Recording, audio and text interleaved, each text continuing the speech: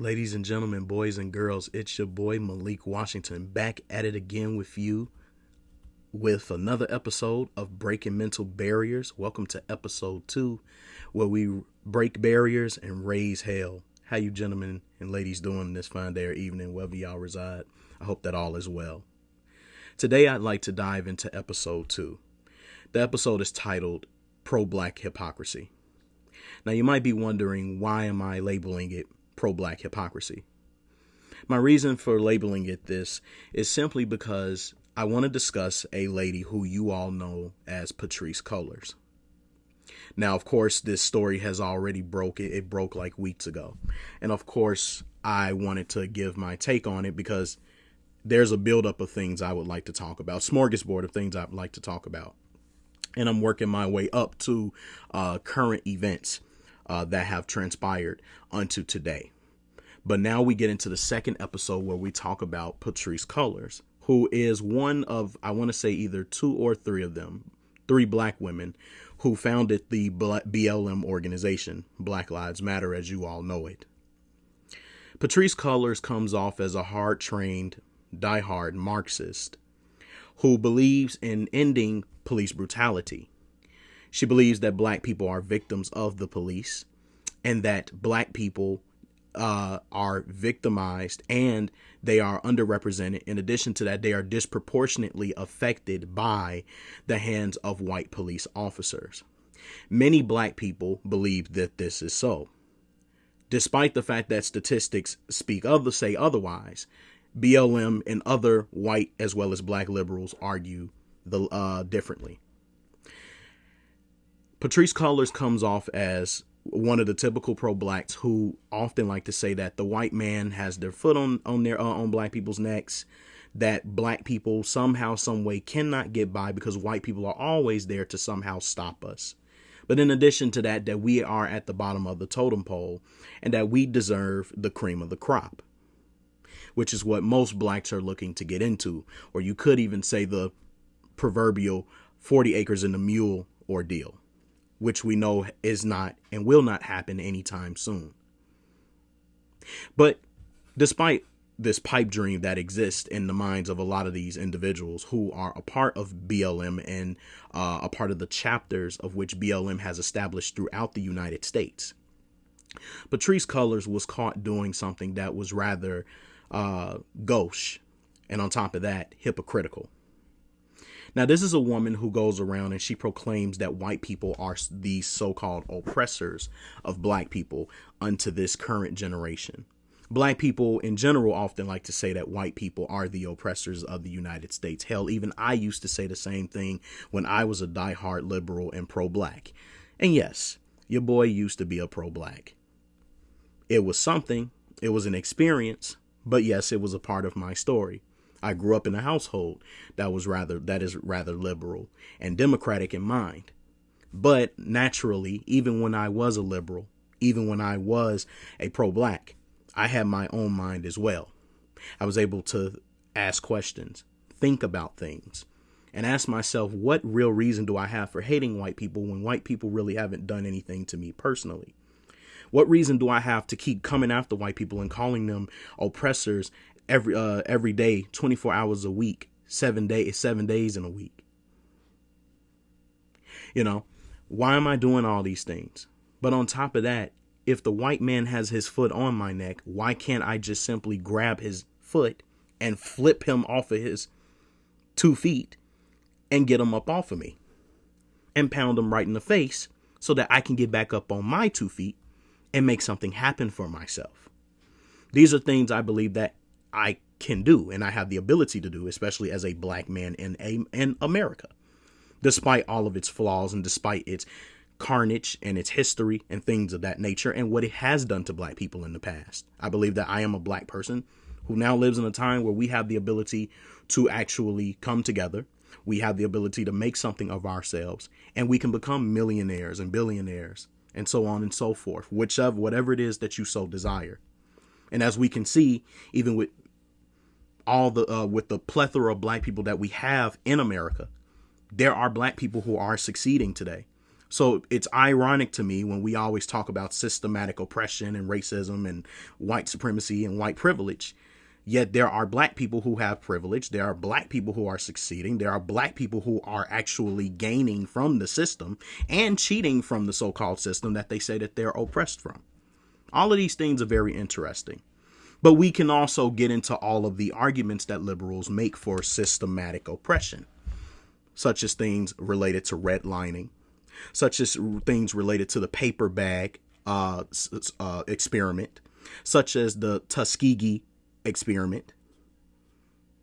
A lot of things that happen, the way that sharecroppers were treated in the past. Of course, the lynchings that occurred in droves between 1910 and 1920 in the South of black people by the hands of white racist people. There are various historical events that I could go into related to black people being mistreated by white people, Tulsa, Oklahoma, etc. But this video in particular is about Patrice Cullors, and how this all ties into her is because she is a person who believes that black people are oppressed by whites, right? And that white people are the oppressors. Yet what's ironic is that the young woman was found to have bought a totality of four homes. She bought 4 homes, and these 4 homes are not just any types like regular homes. These are $1 million homes, $1 million real estate buildings that she bought for what she proclaims was for her family because she worked hard and she has multiple streams of income. Yet when she was asked about this in an interview, of course, she said that, she just had high streams of income. She never went into detail what she was doing exactly, but she does have multiple things that she used to do and what she currently does now. If I'm not also mistaken, Patrice Cullors even has a book out, a novel. So she could also be getting money from that. And not that this is a matter of pocket watching. Not that this is a matter of, there's a black person who actually became successful in America. That's not really the issue here. The issue that is at hand is that this is a liberal black female who proclaims that she herself, as well as other blacks, are oppressed by white people. Now, did she ever come out and say not all white people? Not really. And of course, we can make the typical generalizations that, white people are oppressors, whilst also saying that not all white people are oppressors. But the way BLM and Patrice Cullors have made their movement, it is to antagonize the white race for what they have done and the advantages that they currently have now. But what's so ironic is that these same people that go around saying that they're oppressed and that they're being mistreated and that they are disproportionately affected by a lot of these different advantages that white people have because of the color of their skin, it behooves one to think that when you buy 4 real estate homes in places that are in predominantly white areas where the so-called white oppressor exists, it's funny that you would be the very same person that would still go out here and dare tell black people that they too are still continuing to be oppressed by whites. See, your money is not on trial here. You being a black female is not on trial here. Your image as an individual perhaps is definitely on trial because you come off as a person who is a Marxist, a person who is is anti-capitalist. In fact, capitalism is the enemy of Marxism, yet you practice some semblance of it. And on top of that, you're living in a huge home, a home of which no one else lives in on a regular. Black people in the hood don't live in those kinds of homes that you live in. You're living in the whitest of white neighborhoods where white people reside. The majority of them do. Now, certainly, of course, you do have maybe, I think one area that was mentioned that one of her homes is, they said that Tiger Woods lives in one of those places, right? But there are celebrities who live in these areas, right? But the majority of them are white. But Tiger Woods is not, at the same time, Tiger Woods is not going around talking about racism and white supremacy. You are. And what's the average and typical problem that we have in the black community is a lot of people who proclaim, sorry about this, a lot of people who proclaim that they're being oppressed while living a life that is not oppressive.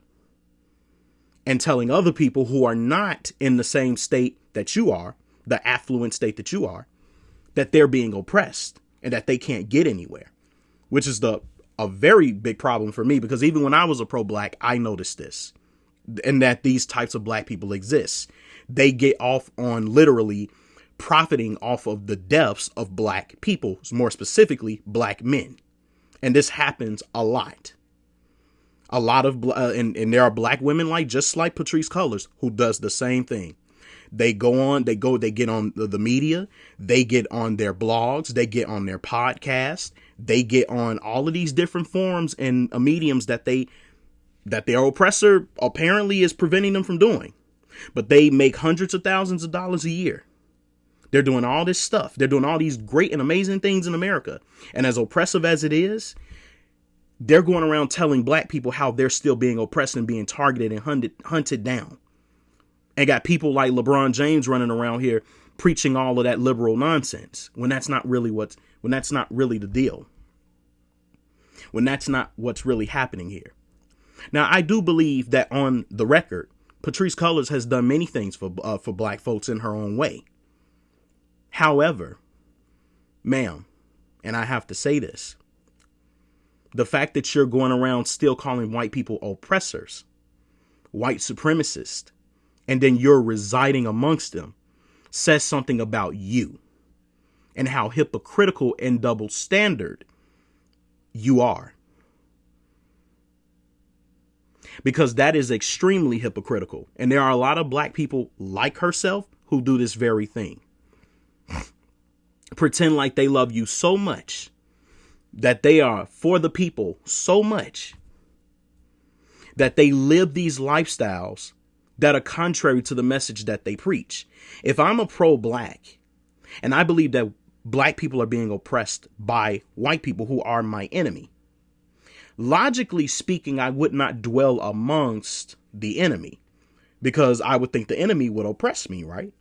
The enemy would take me captive. The enemy would make me their slave again. I certainly wouldn't do that if I believed that, well, the white man is the enemy and I'm trying to get away from him and I'm trying to teach black people to be more autonomous. I can't preach autonomy while dwelling with the enemy and benefiting off of what he does. And in addition to that, what he has created. You know, back when I was a Hebrew Israelite, the Hebrew Israelites used to do this same thing.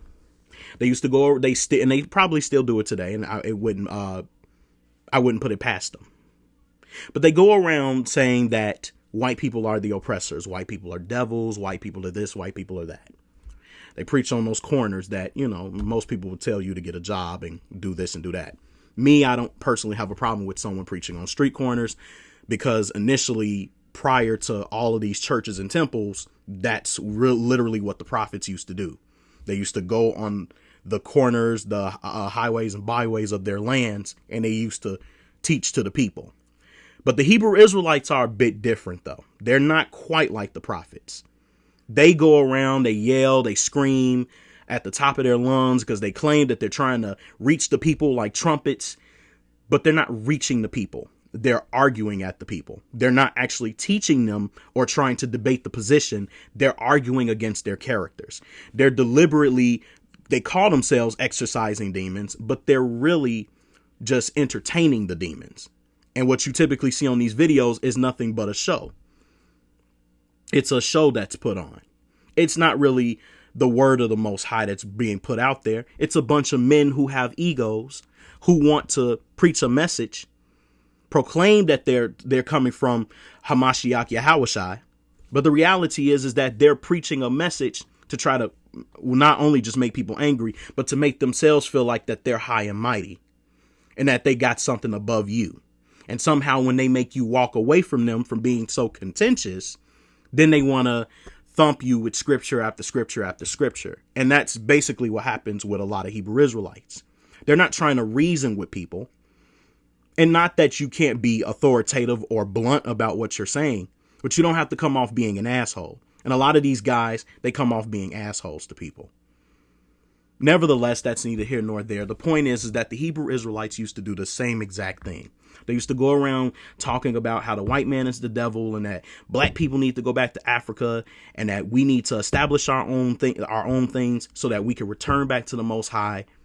All kinds of stuff, making some outlandish claims about certain things related to the public or even related to spiritual things that we don't quite understand. Like they used to say, I remember they used to say that, like, the UFOs that we typically see in the sky, they actually believe that those are angelic vehicles. Nobody knows what those things are. Whatever they are, they're definitely not, let's say, worldly. They're not of our world. They're from some other world, but we don't have any information on that. But they make a lot of outlandish claims, and like the typical religious groups, they go to the scriptures to try to justify it. Nevertheless, they talk about being oppressed, but then at the same token, you see that some of these so-called Hebrew Israelites are living in neighborhoods where white people reside. Majority of them do. And it's just so funny how you could talk about the white man so badly, but yet you are dwelling amongst these people. Aren't you supposed to be dwelling with the people who you say are oppressed? I would dare to think so. But you proclaim that you love black people so much. And you have a lot of black people who do this. They have a bad habit of doing this. Pretending like you love black people and saying black power does not make you pro-black. What are you actually doing to contribute to the community? What are you doing to uplift their spirits to a point to where they can actually get themselves off of the ground? Because you have a lot of black people that's out here believing everything that these leaders say. They have all these smooth words. They sound really good on a microphone. They sound so deep. They might even throw a scripture or two in there just to get you all pumped up, just like the church, as much as BLM proclaims to be, about freedoms and pursuit of happiness. And to a degree, I also sense like anti-religious, but a lot of liberal groups are like that. But they might try to come off real deep, saying a whole bunch of nothing. But it's really not helping the black people, because once they hear a speech, black people hear a speech, what do they typically do? They go back to their neighborhoods. They're doing the exact same thing they were doing prior to listening to your inspirational speech, and it didn't get them anywhere.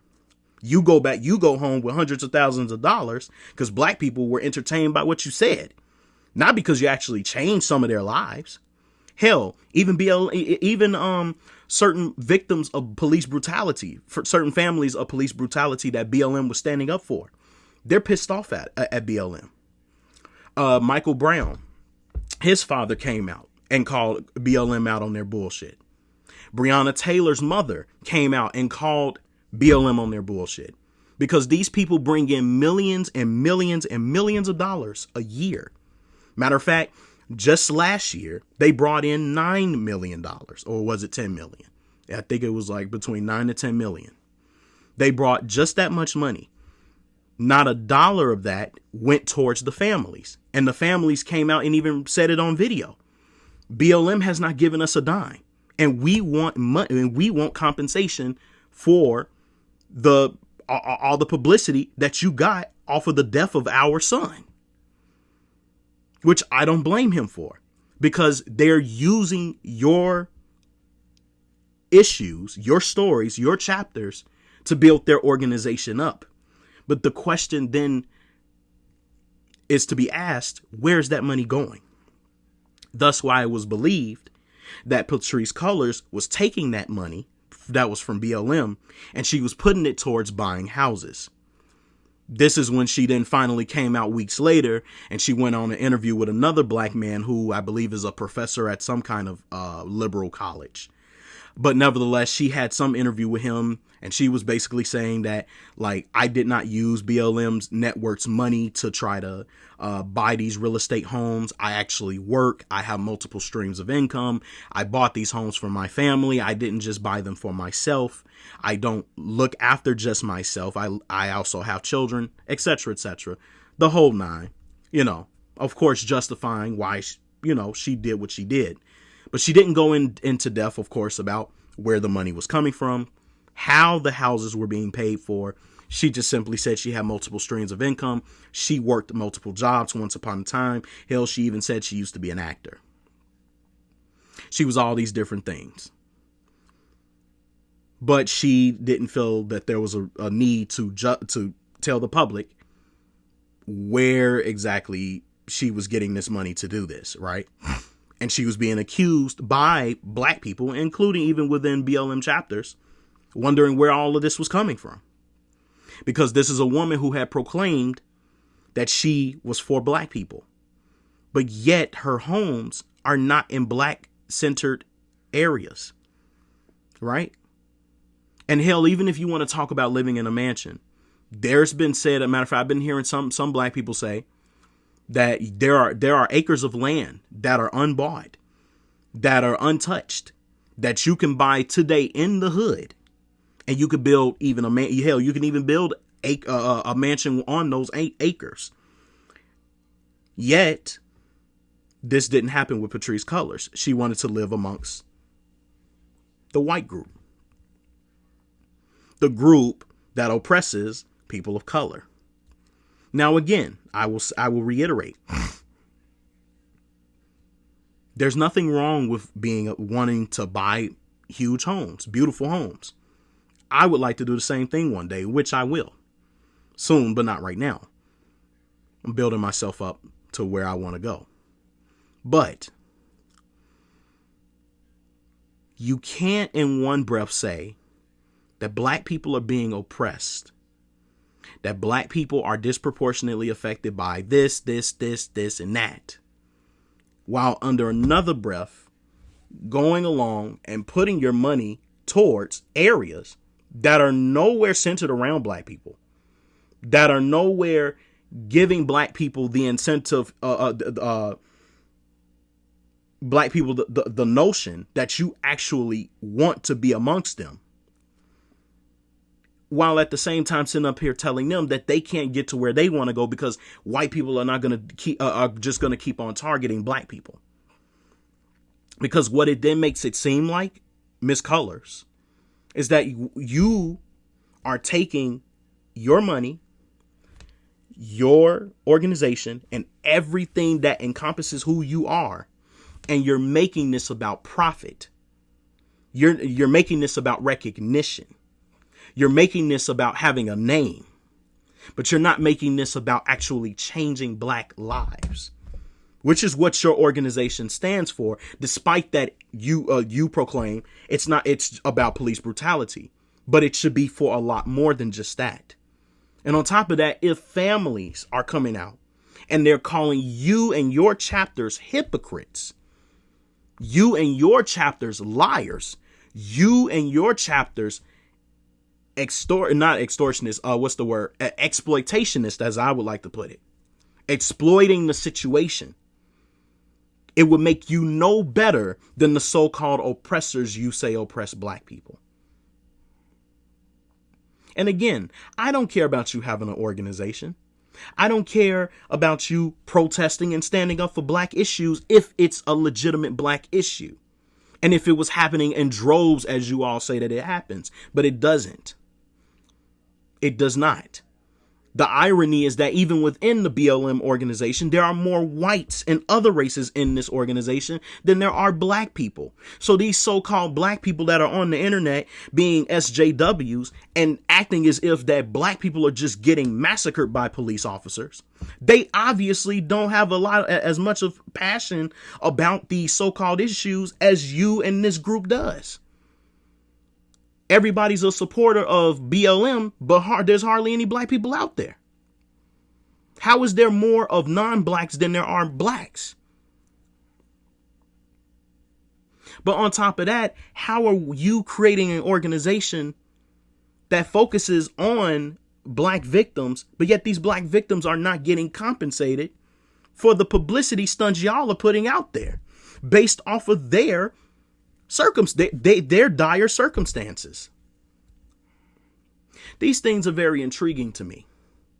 But yet this is the typical pro-black hypocrisy that we see in the black community. A lot of blacks pretending like they love black people, yet they want to live white. And there's nothing wrong with it if you weren't preaching that white people were oppressing you. But it seems like you want to live closer to the oppressor instead of averting the oppressor. Because if I was pro-black, ma'am, it wouldn't be to live in the Bay areas, in the hills, or in the suburbs where majority of white people reside. But lucky me, I'm not going around preaching that white people are oppressing me, because I don't believe in that shit anymore like I used to. Like it was ingrained in me over time when I was younger, and I got caught up in that madness. Luckily, I was able to think for myself and just say, I will treat people based off how they treat me on a case-by-case basis. But I'm not going to kiss anyone's ass on this. She is a hypocrite. And in that instance, it makes me wonder if the black community is ever going to evolve from this. I highly doubt that they will, because it's no different than when black people are in the black church and the black pastor is talking about how Satan and the devil is keeping certain people down, is keeping people from prospering.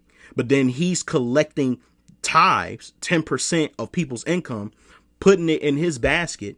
And not only is it just going towards the upkeep of the church or outreach programs, but it's going into that pastor's pocket, and he's buying damn near $100,000 vehicles and $1 million homes, while telling you that if you keep praying to the Lord, you'll find a Boaz. If you keep praying to the Lord, you'll get a big home. If you keep praying to the Lord, you might actually have a life, whilst not giving any kind of sacrifice to anything, while not even working for what you believe that what you desire. Not telling you the actual truth that you actually have to give in order to receive. You can't just keep petitioning and then not doing nothing to working on getting towards that goal. And that's what's happening with black people, even from the more secular side. A bunch of people protesting and asking for peace and equality and all these different things, but they're not trying to alter their behaviors to try to make peace with anybody. They're just listening to a whole bunch of people who are feeding their emotions, because these are emotional people. And therefore, it just keeps creating the cycle of black people that we have today that keep encountering the police, who keep getting killed by the police. But these are, mind you, black people, most of them, who had criminal intent. When in order to avoid the police altogether, to prevent incurring their wrath or even keeping them from coming around you, all you have to do is just not be a criminal. But see, we're not teaching that, because we just believe, oh, black people can do no wrong. But we actually can. And it's being seen through these encounters with the police. We don't have to go through this. If we start teaching our kids and we start evolving them in such a way to where they don't become these criminals, they actually become decent, intelligent citizens of the United States.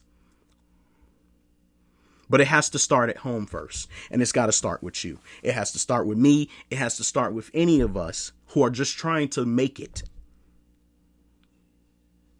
But I'll leave it right there. This concludes episode 2, ladies and gentlemen. Sorry I didn't make a video the other day.